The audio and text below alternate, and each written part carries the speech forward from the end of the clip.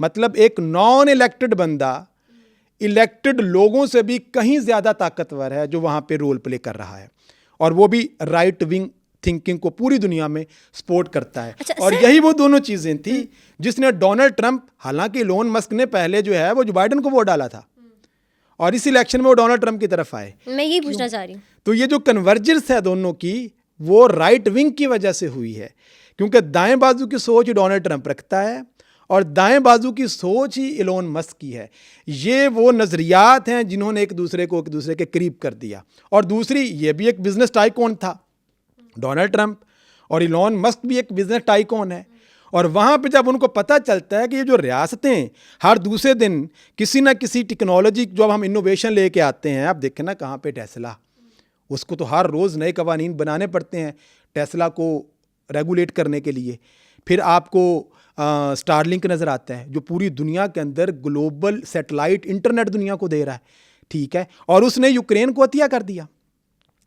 Ukraine کی جب وار ہوئی تو ایلون مسک نے عطیتاً فری میں پورے یوکرین کو انٹرنیٹ دیتا ہے کہ اچھا کہ یہاں کے فوجیوں کو ضرورت ہے انٹرنیٹ کی, انہوں نے ایک دوسرے کے ساتھ کمیونیکیشن کرنی ہے, انہوں نے ایک میسیجز ایک دوسرے کو, اور انتہائی اسپائنگ کا جو ضرورت ہے ان کو انٹرنیٹ کی. تو اچھا کچھ عرصے کے بعد وہ انٹرنیٹ کو بند کر دیتا ہے. کیوں؟ اور صرف اس وجہ سے کیونکہ جو زیلنسکی تھا وہ according to the Elon Musk intentions جو کہ پرو رشین تھیں اس کے اوپر نہیں آ رہا تھا.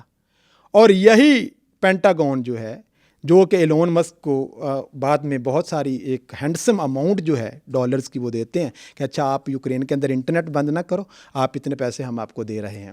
اور ڈونلڈ ٹرمپ کی کیمپین کے اوپر اس نے کوئی 250 سے 300 ملین ڈالر میں 300 ملین ڈالرز کے قریب یہ لگاتا ہے, انویسٹ ہی کرتا ہے. میں تو اس کو انویسٹمنٹ ہی کہوں گا, الیکشن کیمپین میں دیتا ہے. اچھا, میرا سوال میں بیسکلی پوچھنا یہ سائڈ تھا آپ سے کہ ایلون مسک کیوں ڈونلڈ ٹرمپ کے ساتھ رہے گا, بٹ ڈونلڈ ٹرمپ کیوں ایلون مسک کو اتنی اہم پوزیشن دے گا, اس کی وجہ کیا یہ انویسٹمنٹ؟ دیکھیں بہت بڑے بڑے ایسے بزنس ٹائکون ہیں. ایک نئی کتاب ابھی ریسنٹلی آئی ہے, ٹیکنو فیوڈلزم اس کا نام ہے.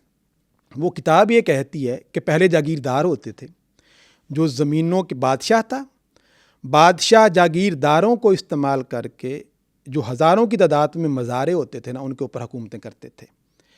اب وہ جو فیوڈلزم کا دور تھا وہ اب ٹیکنو فیوڈلزم میں کنورٹ ہو چکا ہے کہ اب جو ٹیکنالوجی کی بڑی بڑی کمپنیوں کے مالکان ہوں گے, مارک زکربرگ ہوگا, ایلون مسک ہوگا, بڑے بڑے ٹی وی چینلز کے مالکان ہوں گے, بل گیٹس ہوں گے, یہ وہ بڑے بڑے لوگ ہیں جن کو پاپولسٹ لیڈر, جن کی آپ نے شروع میں سوال کیا تھا کہ پاپولزم کیا چیز ہے. پاپولسٹ لیڈر جو ہوتے ہیں وہ کرزمیٹک ہوتے ہیں.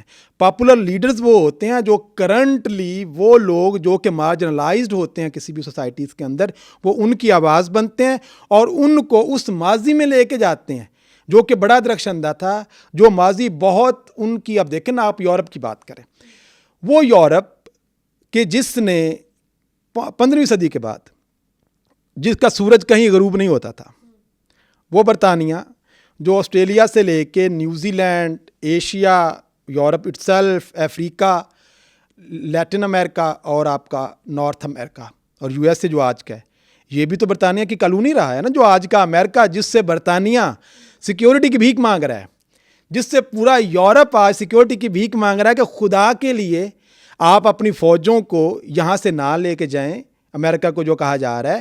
اور یہ جو یوکرین کی وار ہے اس کے اندر آپ جو اپنی فنڈنگ ہے جو کہ بند کر دیا ڈونلڈ ٹرمپ نے,